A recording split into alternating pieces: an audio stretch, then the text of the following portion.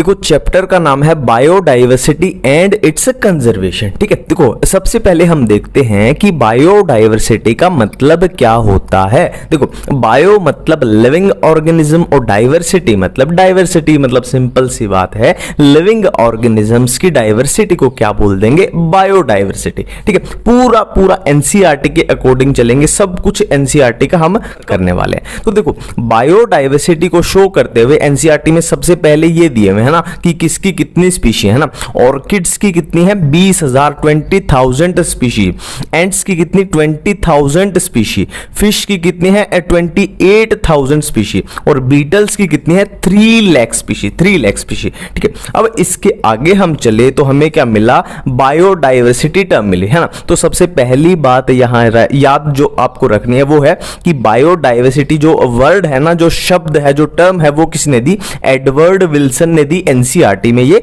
लिखा हुआ है। ठीक है, अब आगे जैसे जैसे एनसीईआरटी में दिया हुआ है वैसे वैसे ही चलेंगे कि बायोडाइवर्सिटी को 3 लेवल पे डिस्क्राइब किया गया। बायोडाइवर्सिटी को 3 लेवल पे डिस्क्राइब किया गया। कौन से जेनेटिक लेवल पे, स्पीशीज लेवल पे और इकोलॉजिकल लेवल पे। ठीक है, अब बारी बारी से बात करेंगे कि जेनेटिक वाले में क्या दिया हुआ है, स्पीशी वाले में क्या है और इकोलॉजिकल वाले में क्या है। सबसे पहले है जेनेटिक लेवल पे है ना, जेनेटिक डाइवर्सिटी। अब इसमें आपको क्या याद रखना है, इसमें आपको 3 चीजें याद रखनी है। 3 चीजें देखो इसमें क्या दिखा रहा है, देखो एक प्लांट होता है जिसका नाम है राउवोल्फिया वोमिटोरिया। ठीक है, एक प्लांट है जिसका नाम है राउवोल्फिया वोमिटोरिया। अब ये प्लांट एक केमिकल को बनाता है, ये प्लांट एक केमिकल की सिक्रीशन करता है जिसका नाम है रेजर पाइन, ठीक है, अब ये बोलना क्या चाह रहा है कि ये रेजर पाइन की जो पोटेंसी एंड कंसंट्रेशन है वो डिफरेंट होती है। फॉर एग्जाम्पल मैं आपको एग्जाम्पल देके बताता हूं, मान लो शिमला में ये प्लांट लगा हुआ है, शिमला के अंदर है ना, तो उसमें जो ये रेजर पाइन होगा वो अलग तरीके का होगा। और मान लो मनाली में लगा हुआ है, मनाली में ये अलग तरीके का होगा। और मान लो जम्मू कश्मीर में लगा हुआ है, वहां पे ये अलग तरीके का होगा। मतलब कहना ये चाह रहा है कि हिमालय पहाड़ों में डिफरेंट रीजन में इस प्लांट के रेजर पाइन है ना, जो इसकी कंसंट्रेशन और पोटेंसी भी क्या है, पोटेंसी डिफरेंट। ठीक है, ये दिखाना चाह रहा है कि वो डाइवर्सिटी है ना, अलग अलग दिखाना चाह रहा है। और क्या याद रखना है आपको कि इंडिया में राइस की 50,000 से ज्यादा अलग अलग स्ट्रेन्स हैं और मैंगो की कितनी 1000 वैरायटी। देखो इसमें आप कंफ्यूज हो जाओगे, इंटरमिक्स कर दोगे, तो ऐसे याद रखना। देखो राइस क्या छोटा सा होता है, राइस छोटा सा होता है तो उसकी स्ट्रेन्स भी क्या है, बहुत ज्यादा है। मैंगो थोड़ा साइज में बड़ा होता है तो उसकी कम है। तो इसको थोड़ा ऐसे याद रखना। यहां पे मैं फिर से रिपीट कर रहा हूं कि एनसीईआरटी के अकॉर्डिंग यहां पे जेनेटिक डाइवर्सिटी में अपने को 3 बातें याद रखनी है। तो राउवोल्फिया वोमिटोरिया जिसका केमिकल क्या है, रेजर पाइन है ना, दूसरी कौन सी, राइस, और तीसरी कौन सी, मैंगो है ना। राइस की कितनी ज्यादा होंगी, 50,000 से भी ज्यादा, और मैंगो की 1000। ठीक है, ये अपना जेनेटिक डाइवर्सिटी कंप्लीट है। नेक्स्ट हम बात करते हैं स्पीशी डाइवर्सिटी पे। ठीक है, इसमें एक सिंपल सी बात दी हुई है एनसीईआरटी में, इससे ज्यादा कुछ नहीं दिया हुआ, यही आपको याद रखना है। वो क्या बोलना चाह रहा है कि वेस्टर्न घाट में अम्फीबिया की ज्यादा स्पीशी है, किससे, ईस्टर्न घाट से। सिंपल सी बात है, एम्फीबिया की जो स्पीशीज हैं वो वेस्टर्न घाट में ज्यादा है, ईस्टर्न घाट में कम है। इससे ज्यादा आपको कुछ इसमें याद नहीं रखना। और इकोलॉजिकल डाइवर्सिटी में सिर्फ ये दिया हुआ है कि इंडिया में डाइवर्सिटी ज्यादा है, इंडिया में बायोडाइवर्सिटी ज्यादा है, किससे, एक स्कैंडिनेवियन कंट्री से, जैसे कि नॉर्वे है ना, नॉर्वे जैसी कंट्री से इंडिया के अंदर बायोडाइवर्सिटी ज्यादा है। ये सिंपल इसमें दिया हुआ है। ठीक है, अब हम आगे बढ़ते हैं। अब स्पीशी की बात कर रहे हैं कि स्पीशी टोटल कितनी है ना। अब वो हमसे पूछ रहा है कि पूरी दुनिया में टोटल स्पीशी कितनी है। तो IUCN 2004 इसके अनुसार, इसके अकॉर्डिंग टोटल कितनी स्पीशी है, 1.5 मिलियन स्पीशी है। बट रॉबर्ट मे के अकॉर्डिंग कितनी है, 7 मिलियन स्पीशी है। हम फिर से इसको करेंगे कि स्पीशी टोटल कितनी है दुनिया में। तो IUCN के अकॉर्डिंग कितनी है, 1.5 मिलियन। बट एक साइंटिस्ट है जिनका नाम है रॉबर्ट मे, उनके अकॉर्डिंग कितनी है, 7 मिलियन है। बिल्कुल ठीक है। अब एक बात हमें यहां पे याद रखनी है, ये एनसीईआरटी में लिखी हुई है कि टेम्परेट रीजन में जो ये स्पीशी की डिस्कवरीज है ना, टेम्परेट रीजन में ये कुछ मान सकते हैं कि कंप्लीट तरीके से हो गई, बट ट्रॉपिकल रीजन में बहुत सारी ऐसी स्पीशी हैं जिनका अपने को पता ही नहीं चल रहा, मतलब वो उनकी डिस्कवरी अभी होनी है, वो अभी डिस्कवर नहीं हुई है ना। ये याद रखेंगे, एनसीईआरटी में लिखा है कि टेम्परेट रीजन में जो खोज है, जो आविष्कार है, जो डिस्कवरी है, वो स्पीशीज की लगभग कंप्लीट है, और ट्रॉपिकल में बहुत सारी ऐसी स्पीशी हैं जिनका अपने को पता ही नहीं, उनकी डिस्कवरी अभी होनी है। ठीक है, अब ये एनसीईआरटी के अकॉर्डिंग है, पूरा मैंने एनसीईआरटी के अकॉर्डिंग बनाया कि टोटल जितनी स्पीशी है उसमें से 70% क्या है, एनिमल्स है। देखो टोटल जितनी भी स्पीशीज हैं उसमें से 70% क्या है, अपने एनिमल्स हैं, और 22% क्या है, लगभग प्लांट्स हैं, और बाकी जो बच गया वो बाकी सारी स्पीशी में आ गई। ठीक है, अब एनिमल्स में भी, टोटल एनिमल्स की बात करें तो एनिमल्स में भी इंसेक्ट जो है वो 70% है, और बाकी के जो एनिमल बचे वो 30% में आएंगे। हम इसको एक बार फिर से करेंगे। देखो अपने पास टोटल स्पीशी है, टोटल दुनिया में जितनी भी स्पीशी है उसके 70% क्या है, एनिमल्स हैं, 22% प्लांट्स हैं। ठीक है, और एनिमल्स, टोटल एनिमल्स की बात करें तो टोटल एनिमल्स से भी इंसेक्ट जो है वो 70% है, और बाकी के जितने भी बच गए वो 30% है। ठीक है, अब इंडिया के बारे में जो भी डाटा दिया हुआ है अपना यहाँ पे है। इंडिया के बारे में देखो, इंडिया के बारे में सबसे पहली बात कि इंडिया पूरी दुनिया का कितना परसेंट एरिया कवर करता है, 2.4%। ठीक है, इंडिया पूरी दुनिया का 2.4% एरिया कवर करता है, और स्पीशी की कंट्रीब्यूशन कितनी है उसकी, 8.1%। मतलब देख लो इंडिया की यहाँ खास बात है ना, ये इंडिया की एक अच्छी बात है कि वो एरिया कितना कवर कर रहा है, सिर्फ और सिर्फ 2.4%, और स्पीशी की परसेंटेज कितनी कंट्रीब्यूट कर रहा है, 8.1%। ठीक है, अब इंडिया में एनिमल्स और प्लांट्स की बात करें तो एनिमल्स की लगभग 90,000 स्पीशीज इंडिया के अंदर है, और प्लांट्स की एनसीईआरटी में लिखा हुआ है कि लगभग इससे आधी, मतलब 45,000 के आसपास स्पीशी प्लांट की है ना। और राइस और मैंगो की तो हम कर चुके हैं, राइस की कितनी 50,000 और मैंगो की 1000 वैरायटी। ठीक है, अब देखो ये चक्रे अपने को याद करने पड़ेंगे क्योंकि ये एनसीईआरटी में दिए हुए हैं। ठीक है, वैसे इसमें कुछ भी याद नहीं करना, मैं बहुत सिंपल सी ट्रिक बताऊंगा। देखो एनिमल किंगडम चैप्टर को याद करो एक बार एनिमल किंगडम चैप्टर को याद करो।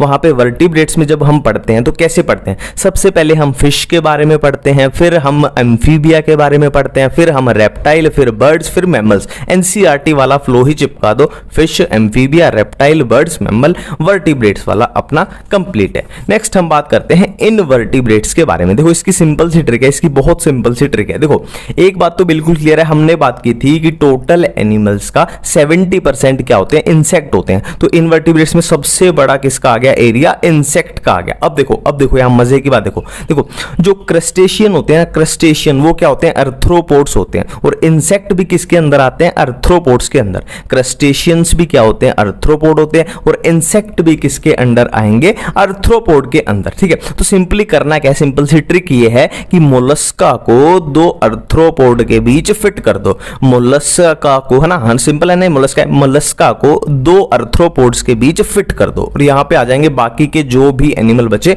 Other animals. ठीक है, अब लास्ट है ये प्लांट्स वाला, इसको कैसे याद करें। देखो सिंपल सी ट्रिक है, मैं फिर से फैन लेने अली के पास गया। देखो मेरे पास फैन नहीं है, मेरे पास पंखा खुद का है नहीं, मेरा दोस्त है एक अली, है ना, मैं जब भी पंखे की जरूरत पड़ती है मैं उससे फैन ले आता हूँ ना, फिर से ले आता हूँ, फिर से ले आता हूँ, फिर से ले आता हूँ। तो मैं फिर से फैन लेने अली के पास गया। देखो मैं फिर से मतलब एम से मोसिस, फिर से मतलब फंस, और फैन मतलब देखो एफ से फंजाई और एन एनजीओ, है ना, ये हो गया फैन, और अली मतलब ए से हो गया एल्गी, और ली मतलब लाइकन, अली। ठीक है, ये सिंपल है। नेक्स्ट है रीसेंट एक्सटिंक्शन, है ना, कौन कहां से एक्सटिंक्ट हुआ है, डोडो कहां से, मॉरिशस से, क्वागा अफ्रीका से, थाइलासीन कहां से, ऑस्ट्रेलिया से, स्टीलर सिकाओ कहां से, रशिया से, और ये अपने को याद रखना है कि बाली जावन कैस्पियन किसकी सब स्पीशी है, टाइगर की सब स्पीशी है। देखो इसमें थोड़ा सा फंडा लगा लेना। देखो ये है डीएम होता है ना, कि क्या बोलते हैं उसको, इंस्टा पे डीएम कर देना, डायरेक्ट मैसेज होता है शायद, है ना, ये हो गया डीएम अपना, डोडो मॉरिशस। ठीक है, और ये क्वेश्चन एंड आंसर कर देना, quagga Africa, question and answer. अब आप बोलोगे कि ए से तो ऑस्ट्रेलिया भी आ रहा है, तो सिंपल सा इसको ऐसे याद रखना। देखो T for थाइलासीन, T for temperature. अब आपने देखा होगा कि आपको पता हो, अगर ऑस्ट्रेलिया में क्या रहता है, लगभग गर्मी रहती है ना, जैसे यूरोपियन कंट्री में ठंड रहती है, रशिया में भी ठंड रहती है, अपने देश में ठंड भी है गर्मी भी है, पर ऑस्ट्रेलिया में क्या है नॉर्मली गर्मी रहती है, मतलब टेम्परेचर ज्यादा ही रहता है, तो टी से टेम्परेचर ये याद आ जाएगा, ठीक है। स्टीलर सी का उससे रशिया कैसे याद रहेगा, देखो आपने देखा होगा सोवियत यूनियन रूस है ना, आपने सुना होगा हिंदी में भी सोवियत यूनियन रूस, ये सुना होगा, तो सोवियत से याद आ जाएगा स्टीलर सी का रशिया, ठीक है। और ये देखो नाम से ही पता लग रहा है कि ये टाइगर की है ना, बॉली जावन कैस्पियन, लग नहीं रहा हो कि शेर हैं चीते हैं बाघ हैं जो भी आप है ना, टाइगर अपने को याद आ ही जाएगा कुल मिला के, ठीक है। नेक्स्ट हम बात करते हैं, देखो ये एनसीईआरटी में दिया सिक्स्थ एक्सटिंक्शन, देखो ये क्या है, इसमें क्या बताया गया कि मान लो पहला एक्सटिंक्शन हुआ पूरी दुनिया में जो स्पीशी थी खत्म होगी है ना, फिर नई स्पीशी आई है ना दोबारा से, फिर दूसरा एक्सटिंक्शन आया फिर से वो खत्म होगी, फिर तीसरा आया फिर से सारी खत्म होगी, फिर है ना। अब तो बात करते हैं कि 5 एक्सटिंक्शन ऑलरेडी हो चुके हैं, अब जो चल रहा है वो छठा चल रहा है, सिक्स्थ चल रहा है, ठीक है। और सिक्स्थ क्या है बहुत तेजी से चल रहा है ना, एनसीईआरटी में साफ साफ लिखा हुआ है कि सिक्स्थ एक्सटिंक्शन की जो स्पीड है वो पिछले वालों से कितने 100 से 1000 गुना ज्यादा है, तेज आ रहा है, ठीक है। और क्या है, और साइंटिस्ट ने या बोलो इकोलॉजिस्ट ने क्या वार्निंग दी है कि अगले 100 सालों के अंदर अपनी क्या है जो स्पीशी जितनी टोटल है उसकी आधी उसकी हाफ क्या है खत्म हो जाएंगी, ठीक है। ये कुछ एनसीईआरटी की चीजें याद रखनी है। अब देखो इस चैप्टर में अपनी एनसीईआरटी में ये 3 साइंटिस्ट दिए है ना, और हम अक्सर इनमें कंफ्यूज हो जाते हैं कि किस साइंटिस्ट ने क्या किया था, है ना। ये 3 साइंटिस्ट कौन से, अलेक्जेंडर वॉन हम्बोल्ट और एक डेविड टिलमैन और एक पॉल एरलिक। अलेक्जेंडर वॉन हम्बोल्ट ने क्या किया था, स्पीशीज वर्सेस एरिया का रिलेशन दिया था ना, जो ग्राफ दिया हुआ है। और डेविड टिलमैन ने क्या बताया था, स्पीशी एंड बायोमास का रिलेशन बताया था। और पॉल एरलिक ने क्या बताया था, राइवेट पॉपर हाइपोथेसिस, ठीक है। अब ये देख लेते हैं कि क्या क्या है असल में जो इन्होंने बोला, ठीक है। सबसे पहले हम देखते हैं डेविड टिलमैन ने क्या बोला। देखो डेविड टिलमैन ने सिंपली क्या बोला था कि जिस एरिया में बायोडाइवर्सिटी ज्यादा होगी उसमें वेरिएशन भी कम आएगी और उसकी प्रोडक्टिविटी भी ज्यादा होगी, है ना। मतलब क्या कहना चाहता है कि जिस एरिया में बायोडाइवर्सिटी ज्यादा है उसमें आप, हाँ ऐसा नहीं होगा कि थोड़ा सा कुछ चेंजेस आ गया और पूरा सिस्टम ही हिल गया है ना, सब बर्बाद हो गया, ऐसा नहीं होगा। वहां पे स्टेबिलिटी भी अच्छी होगी, मतलब वेरिएशन भी कम आएगी ईयर टू ईयर, है ना। और क्या है वहां की प्रोडक्टिविटी भी ज्यादा होगी, तो ये डेविड टिलमैन ने बोला। नेक्स्ट है राइवेट पॉपर हाइपोथेसिस, ये किसने दिया था, पॉल एरलिक ने दिया था। देखो बहुत सिंपल है, देखो एक एरोप्लेन है, एरोप्लेन को हमने बोल दिया क्या, इकोसिस्टम बोल दिया, और एरोप्लेन जो छोटे छोटे पार्ट से मिलकर बना है उनको हमने बोल दिया स्पीशीज बोल दिया ना, कि स्पीशीज सारी स्पीशीज से मिलकर क्या बना है, अपना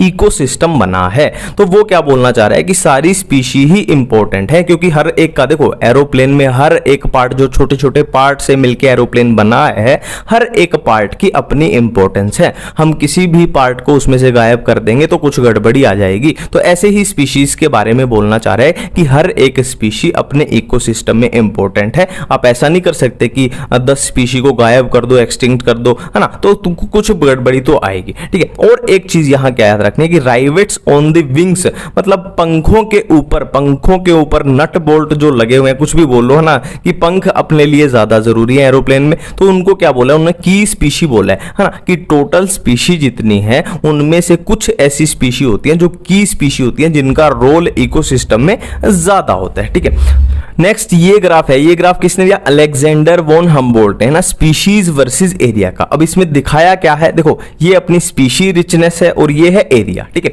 उन्होंने बोला क्या है, देखो एरिया बढ़ता जाएगा स्पीशी बढ़ती जाएंगी, एरिया बढ़ता जाएगा स्पीशी बढ़ती जाएंगी, एरिया बढ़ता जाएगा, जितना बड़ा एरिया हो रहा है स्पीशीज भी उतनी ज्यादा हो रही है ना। बट एक पॉइंट ऐसा आएगा कि उससे आगे अब स्पीशी नहीं बढ़ सकती, ये स्पीशी की क्या आ जाएगी, मैक्सिमम वैल्यू आ जाएगी, मैक्सिमम लेवल, एक सैचुरेशन आ जाएगी। अब आप कितना भी एरिया बढ़ा लो इससे ज्यादा स्पीशी नहीं बढ़ेंगी, ये मैक्सिमम संख्या उनकी आ चुकी है, ठीक है। और ये इक्वेशन होती है अपनी, है ना। इस इक्वेशन में क्या है, देखो एस क्या है, अपनी स्पीशीज है, ए क्या है, अपना एरिया है, जेड क्या है, अपनी स्लोप है, सी क्या है, अपना कांस्टेंट है। तो स्लोप की बात की गई है, देखो स्लोप क्या है, स्मॉल एरिया में एनसीईआरटी में लिखा हुआ है, ये वैल्यू दी हुई है, स्मॉल एरिया में स्लोप कितनी होती है, 0.1 से लेके 0.2, और लार्ज एरिया में कितनी, 0.6 से 1.2, ठीक है। और ये 1.15 किसकी दी हुई है स्लोप, ये एनसीईआरटी में दी हुई है, किसकी, fruit eating birds and mammal in tropical forest, ठीक है। बिल्कुल सिंपल सी बात है, ठीक है। अब हम आगे बढ़ते हैं, कॉज ऑफ बायोडाइवर्सिटी लॉस, है ना, कि मतलब बायोडाइवर्सिटी का जो लॉस हो रहा है उसका रीजन क्या है, कारण क्या है। तो 4 रीजन अपने पास यहां दिए हुए हैं, habitat loss and fragmentation, over exploitation, alien species invasion और को एक्सटिंक्शन। ठीक है, अब आपने नोटिस की हो यहां पे एक बात कि मैंने हैबिटेट लॉस एंड फ्रेगमेंटेशन के ऊपर एक रेड कलर का स्टार लगाया है। क्यों लगाया है? क्योंकि ये अगर क्वेश्चन आ जाए कि most important cause of biodiversity loss, ये पहले नीट में पूछा भी गया है, most important cause of biodiversity loss कौन सा है? Habitat loss and fragmentation. ठीक है, अब इन पे एक एक करके बात करते हैं कि इनके बारे में दिया क्या हुआ है एनसीईआरटी में। देखो, हैबिटेट लॉस एंड फ्रेगमेंटेशन वाले पैरा में क्या दिया हुआ है अपने, मेनली क्या है, अमेज़न रेन फॉरेस्ट दिए हुए हैं। तो इसके बारे में दिया क्या हुआ है, देखो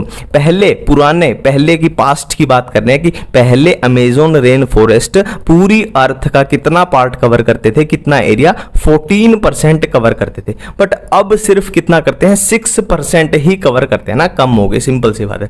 और अमेज़न रेन फॉरेस्ट को लंग्स ऑफ द प्लैनेट भी बोला जाता है, क्योंकि सिंपल सी बात है, इतना ज्यादा वहां पे क्या है, फॉरेस्ट है, तो ऑक्सीजन बहुत प्रोवाइड करते हैं, ऑक्सीजन का मतलब इसीलिए उनको लंग्स बोल दिया जाता है। ठीक है, अब अमेज़न रेन फॉरेस्ट को काटा किस लिए जा रहा है, काटा था ना, देखो कितने कम कर दिए, धीरे धीरे हम उनको काटते जा रहे हैं। क्यों काटते जा रहे हैं? क्योंकि सोयाबीन की फसल के लिए, सोयाबीन की खेती के लिए, ये अपनी एनसीईआरटी में दिया हुआ है। अब इसके बाद नेक्स्ट रीजन है अपना ओवर एक्सप्लॉयटेशन। ठीक है, इसमें आपको याद रखना है कि ओवर एक्सप्लॉयटेशन की वजह से 2 स्पीशी एक्सटिंक्ट हो चुकी हैं, एक स्टीलर सी काऊ, एक पैसेंजर पीजन, स्टीलर सी काऊ और पैसेंजर पीजन। नेक्स्ट है एलियन स्पीशी इन्वेजन। देखो सिंपल सी बात है, देखो मैंने कैसे लिखा है, देखो रेड कलर के जो है ना, रेड कलर में मैंने लिखे हैं, इधर रेड कलर की मार्किंग की है, उधर ब्लू कलर की मिली है। ठीक है, ये है अपनी क्या है, जो एक्सटिंक्ट हो चुकी हैं, किसकी वजह से, ब्लू वाली की वजह से। देखो किक्लिड फिश किसकी वजह से एक्सटिंक्ट हुई, नाइल पर्च की वजह से। इंडिजिनस कैटफिश किसकी वजह से एक्सटिंक्ट हुई, अफ्रीकन कैटफिश की वजह से। नेटिव स्पीशी, प्लांट्स की जो नेटिव स्पीशी है किसकी वजह से एक्सटिंक्ट हुई, पार्थेनियम एंड आइशोर्निया की वजह से। ठीक है, अब नेक्स्ट है को एक्सटिंक्शन। देखो को एक्सटिंक्शन क्या होता है, देखो नाम से पता लग रहा है, को मतलब साथ में, को मतलब साथ में, एक्सटिंक्शन मतलब एक्सटिंक्ट होना। मतलब क्या है, सीधी सी बात है कि अगर किसी का कोई साथी गया तो वो भी चला जाएगा, किसी के साथी की डेथ हुई तो वो भी मर जाएगा ना, को मतलब साथ में। तो ऑब्लिगेटरी रिलेशनशिप वाले जो केस हैं वो इसमें आ जाएंगे। ऑब्लिगेट मतलब मैं तेरे बिना नहीं रह सकता या नहीं रह सकती, यही तो होता है ऑब्लिगेटरी, कि मैं तेरे बिना नहीं रह सकता, यही है ऑब्लिगेटरी। सिंपल सी बात है, एक गया दूसरा भी जाएगा, प्लांट पोलिनेटर म्यूचुअलिज्म है ना, उसमें होता है ना कि वो प्लांट उसी इंसेक्ट से, उसी टिपिकल इंसेक्ट से पॉलिनेशन कराता है, अगर वो इंसेक्ट गया तो वो प्लांट भी जाएगा, कुछ इस तरीके से। नेक्स्ट ये एनसीईआरटी में दिया हुआ है, ये याद रखना, वैसे कॉमन सेंस की बात है कि जो ट्रॉपिकल फॉरेस्ट होते हैं जैसे इक्वाडोर है, उसमें क्या है, उसमें स्पीशीज ऑफ वेस्कुलर प्लांट ज्यादा होती है as compared to temperate forest है। सिंपल सी बात है, ट्रॉपिकल फॉरेस्ट में वेस्कुलर प्लांट ज्यादा होंगे, टेम्परेट में कम होंगे, है ना। और यहां पे फॉरेस्ट का नाम याद रख लेना, इक्वेदर, ट्रॉपिकल फॉरेस्ट कौन सा है, इक्वेदर है, और टेम्परेट कौन सा दिया हुआ है, मिड वेस्ट ऑफ यूएसए। और कितनी ज्यादा होती है, कितनी ज्यादा वेस्कुलर प्लांट की स्पीशी कितनी ज्यादा होती है, 10 गुना ज्यादा होती है, एनसीईआरटी का डाटा है। ठीक है, अब देखो, अब वो बात करते हैं कि हमें बायोडाइवर्सिटी को कंजर्व करना क्यों है ना, रीजन क्या है, मतलब हम क्यों बायोडाइवर्सिटी को कंजर्व करें ना। सिंपल सी बात है, खत्म होने देते हैं, तो हमें बता रहे हैं कि भाई बायोडाइवर्सिटी बहुत इंपॉर्टेंट है, हम उसको खत्म नहीं होने दे सकते। तो अब बोल रहा है कि हमें बता रहा है कि क्यों इंपॉर्टेंट है, तो इसके 3 तरीके से उसने बताया क्या, एक तो नैरो यूटिलिटेरियन, एक ब्रॉड यूटिलिटेरियन और एक एथिकल। नैरो में क्या आ जाएगा, जैसे देखो प्लांट्स हैं, है ना, इतने सारे प्लांट्स हैं, हमें क्या क्या प्रोवाइड कराते हैं, फूड प्रोवाइड कराते हैं, फाइबर प्रोवाइड कराते हैं, मेडिसिन प्रोवाइड कराते हैं, इंडस्ट्रियल प्रोडक्ट हमें प्रोवाइड कराते हैं, कंस्ट्रक्शन मटेरियल हमें प्रोवाइड कराते हैं, है ना। देखो ये सब चीजें ना, फूड, फाइबर, मेडिसिन, ये सब चीजें हमें प्लांट से मिलती हैं और हम उनका यूज करते हैं। तो इसी को सिंपल शब्दों में क्या कहते हैं, बायो प्रोस्पेक्टिंग बोलते हैं ना, कि हम प्लांट्स की क्या है, सर्विस का यूज कर रहे हैं ना, नेचुरल रिसोर्सेज का। ठीक है, नेक्स्ट स्टेप देखो, ब्रॉड में क्या आ जाएगा, 2 P2 याद रखना, इसमें P2 है ना, photosynthesis pollination, photosynthesis pollination, photosynthesis के थ्रू अपने को क्या क्या मिलेगा आपको पता ही है, हाँ, और पॉलिनेशन से क्या होगा अब वो भी पता है, पॉलिनेशन से क्या होता है ना, रिप्रोडक्शन, तभी तो फ्रूट बनेगा, सिंपल सी बात है। और एथिकल में आ जाएगा स्पिरिचुअल वैल्यू, है ना, स्पिरिचुअल मतलब मान लो अपने जो इसमें क्या आ जाएगा, जैसे आने वाली पीढ़ी है ना, उनके लिए हमें क्या है, अच्छी ऑक्सीजन बचानी है ना, अच्छे नेचुरल रिसोर्सेज बचाने हैं, इसमें सारा स्पिरिचुअल आ जाएगा। आने वाली पीढ़ी के बारे में भी सोचो, वो क्या करेगी, है ना, मास्क लगा के घूमेंगे बेचारे सारे, है ना। नेक्स्ट हम बात करते हैं, देखो इसी में बात दी हुई है कि जो 25% ड्रग्स है ना वो कहां से मिलते हैं, प्लांट्स से ही ऑब्टेन होते हैं, ये एनसीईआरटी में लिखा हुआ है। 25% ड्रग्स जो है वो प्लांट्स से ही ऑब्टेन होते हैं। एक ये एनसीईआरटी में ही लिखा हुआ है कि 25,000 species of plants used in medicine, medicine बनाने में प्लांट्स की 25,000 स्पीशी तक यूज होती है, ठीक है। नेक्स्ट अब कंजर्वेशन पे बात करते हैं, एक है इन सिटू कंजर्वेशन, इसके बाद आएगी एक्स सिटू कंजर्वेशन। देखो इन सिटू मतलब ऑन साइट, ऑन साइट, देखो इसको सिंपल तरीके से ऐसे समझना, कोई भी एनिमल है या प्लांट है तो वो नेचुरली जहां पे प्रेजेंट है हम उसको वहीं पे कंजर्व कर दें तो क्या हो जाएगा, इन सिटू कंजर्वेशन। और उसको हम उसके नेटिव प्लेस से उठा के कहीं और कंजर्व करें तो वो क्या हो जाएगा, एक्स सिटू। तो इन सिटू में क्या आएगा अपने पास, हॉटस्पॉट्स आ जाएंगे जिनका नंबर कितना है 34, नेशनल पार्क आ जाएंगे जिनका नंबर कितना है 90, बायोस्फीयर रिजर्व आ जाएंगे जिनका नंबर कितना है 14, वाइल्ड लाइफ सेंचुरीज आ जाएंगी जिनका नंबर कितना है 448, और सेक्रेड ग्रूव्स आ जाएंगे, ठीक है। अब इसके बाद है क्या,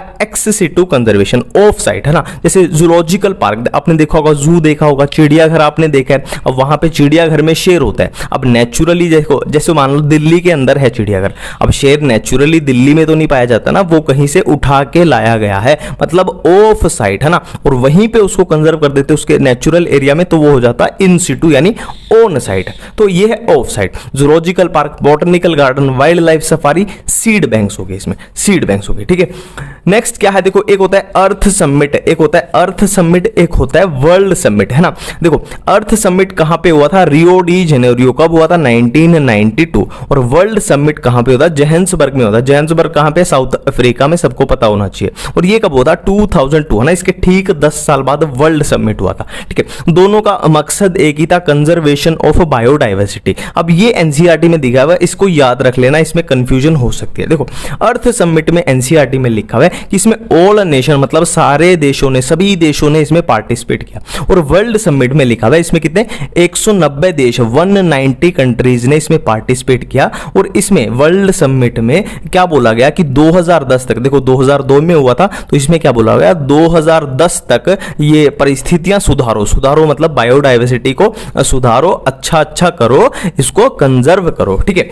अब देखो हॉटस्पॉट्स के बारे में जो भी पॉसिबल क्वेश्चन पूछा जा सकता है मैंने पूरा इसमें उतार दिया। देखो इनिशियली हॉटस्पॉट्स का नंबर कितना था 25 था, अभी कितना हो गया, नाउ कितना 34 हो गया। देखो इंडिया के अंदर कितने हॉटस्पॉट्स हैं, 3 हॉटस्पॉट्स हैं। कौन से western Ghat and Sri Lanka, Indo Burma, Himalaya, ठीक है। 3 हॉटस्पॉट्स हैं, western Ghat and Sri Lanka, Indo Burma, Himalaya. देखो अब यहाँ पे मजे की बात क्या है कि हॉटस्पॉट्स जो है टोटल 34 जो हैं वो सिर्फ और सिर्फ 2% से भी कम एरिया कवर करते हैं, बट स्पीसी रिचनेस क्या है उनकी बहुत ज्यादा होती है। अब यहाँ पे एक मस्त बात आप याद रखना कि एंडेमिज्म है ना, एंडेमिक स्पीशी बहुत ज्यादा होती है हॉटस्पॉट्स में, एंडेमिक स्पीशी ज्यादा होती है हॉटस्पॉट्स में, ठीक है। अब देखो लास्ट में मैं आपको कुछ जरूरी और महत्वपूर्ण बातें यहां पे बता दूं। देखो इंडिया की इतनी अच्छी स्पीशीज रिचनेस है ना, इंडिया की इतनी अच्छी स्पीशीज रिचनेस है, इसीलिए इंडिया को 12 मेगा डाइवर्सिटी कंट्रीज के अंदर शामिल किया गया। पहली बात है ना। दूसरी जरूरी बात आपको जो याद रखनी है, देखो